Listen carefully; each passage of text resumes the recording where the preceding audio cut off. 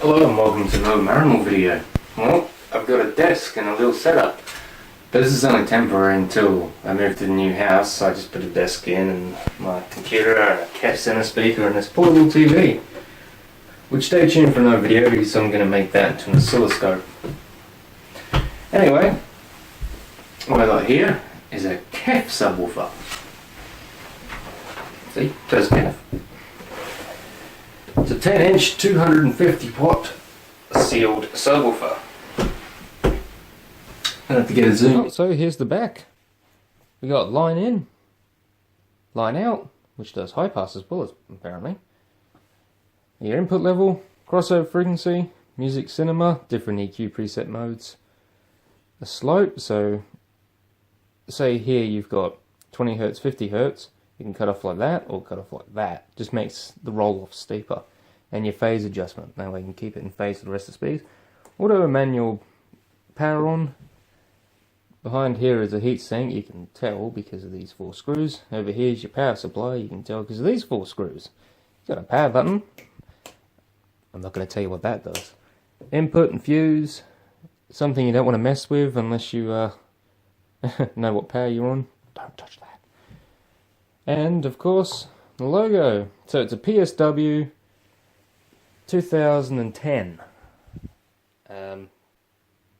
which makes no sense because I thought it would have called it like 2250 or something, because it's a Series 2. And you get the KEF logo. Now if we flip her around, we got a woofer. That's a 10-inch driver. Very hard to push in because it's a sealed module. What we're going to do next is we're going to take this apart and have a look inside. Should be interesting. Alright, I'll go grab a screwdriver. So here we go, back again. Time lapse is over. Let's have a look at this woofer. Looks pretty good. It's like a 1.5-inch voice coil. Nice double stacked motor. Yeah, this looks pretty good. That's quite big. I wish they had gone with a proper basket and not just a stamped steel. That would have been nice, but how we can do? The spiders are really nice and stiff. Well, we're going to put this aside. Have a look inside the cabinet. Alright, we've got polyfill, and more polyfill. It's quite nice actually. It's not a very big cabinet though. It's really not very big. And the amplifier is sealed in inside here. So now let's take out the amplifier and see what we can see. And that calls for another time-lapse video, because there's no way you guys want to watch me do the screws. Alright, so we got the screws out. Let's pop this cover off and see what we can see. Oh, we see an amplifier. Hopefully these are removable. So we can stabilize this. Alright. Well, we're going to change the camera and have a better, closer look at this. So we're going to start with the bottom. Alright, so we got a DC filter sitting down here in the form of a capacitor. Nice big transformer. Let's see if there's any ratings on you. What do we got? 24 volt, made by TEG. Never heard that brand. It's probably Chinese. So we got some, what are they, 5 resistors sitting underneath here. 1 impedance today, 2 kilo ohms. Cool. Selector for the voltage. It's all nicely done. Got a bit of Loctite in there to hold it down. Everything's all nicely plugged in. Now I'm going to look up here.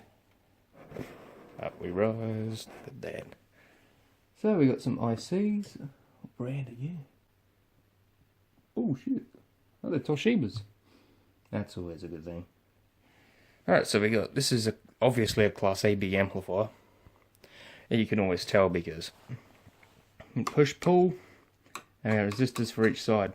So basically the whole push-pull design is that one of these transistors are doing half the wave and then the other one continues the wave. So making a nice smooth sine wave. Easy. Very easy thing to understand. Alright, let's see if we got any burns on this board. Here's the relay, speaker outputs, main capacitors for storage, and they're 63 volt, 12,000 microfarad. Who are they by? Nova. I've never heard their brand either. Okay. There's no burns on the board, because it does every so often put out some DC, like it'll buzz through the speaker. I actually quite sure it's from the preamp board, so this is actually separated nicely. This is the power. The power amplifier sits here, and this up here is the preamplifier, which, as you can see, it's all just separated here, so it's not a one board. Got some heat shrink to hide it all off. Very little amount of hot glue here, which is nice. So we continue over here, where you can see we have a regular, looks like a full bridge rectifier too. Capacitors aren't bulging. Temperature rating, what do we got? 105, good. You know, this is a sealed unit. A lot of people are like, oh, you only need 85 volt capacitor, 85 degree caps. Well, I completely disagree, because things like this, which are amplifiers, are in a completely sealed module. And having really low temperature capacitors is going to cause big problems, because there's no way for the heat to escape. It's just in here. So now we're going to look at the pre-board. Let's have a look. That's fairly simple. It's ICs, resistor bank. I wonder how they're doing this high pass. Looks like it's been done digitally. It's pretty cool. Now, that's a hell of a pop. All the brand capacitors seem to be either a Nuvi brand or a Lion brand. I've never heard of them. They're still like all sealed with this off, even though this is a sealed section, which, you know. Oh, we got a build date here too. 10th of March 2013. Nice. So if you can activate the amp, taking this one off here, keeping the rest of them on so you can activate the amp. But if you were to just put power, a low level source into this, the power amplifier would work, because this is the output from the preamp board, which then feeds into the power amplifier board, and that goes literally underneath here, and it even says in, so it's already marked. I'm thinking about replacing these caps. I do have some nicer caps, which are Nichicon KGs, which might be to give me a bit more dynamic power. That's nicely built. If you look at the seal chamber,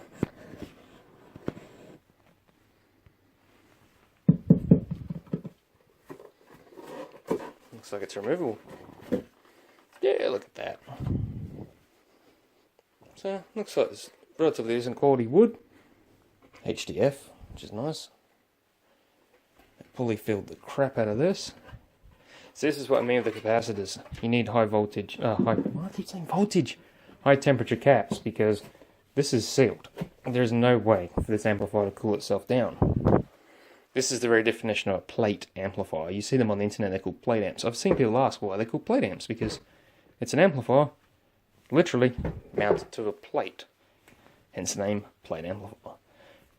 Quality wise, well, this whole system, because this is actually the matching subwoofer for the little ones, the eggs. It does cost a fair bit, so you would expect quality, and you know what? You're getting quality. So if you can find a KEF subwoofer like this for cheap, I definitely recommend grabbing it for your musical home theatre, because it's quite well built, decently sized, strong woofer. And if not, if you can just pick up one of these woofers, they're not exactly long for a sub, but they're pretty decent nonetheless. The amplifier, if you can find that with blind sub, I mean this would be good for another project. It's 250 watts RMS, you can't really go wrong with that for a 4 ohm load. And it's well built, pretty nicely designed. The cabinet, I actually quite like it. They've done a good job with the construction, because even without the amp, it still weighs a bit, and it's got a glass top. Can't beat that. Yeah, it's got bracing inside. nicely built. So yeah, if you can get one of these for a good price, I say go ahead and grab one. Definitely worth it. They sound good, put out a good bit of bass. It doesn't go extremely loud, but for what it is, a 10-inch sealed, it's good enough for music and pretty damn good for movies. I've watched Jurassic Park on it, and when those T-Rexes are stomping, shakes you a bit. Anyway guys, thanks for watching. If you liked the video, hit that subscribe button, hit that like button for a comment down below in the comments. See you next time.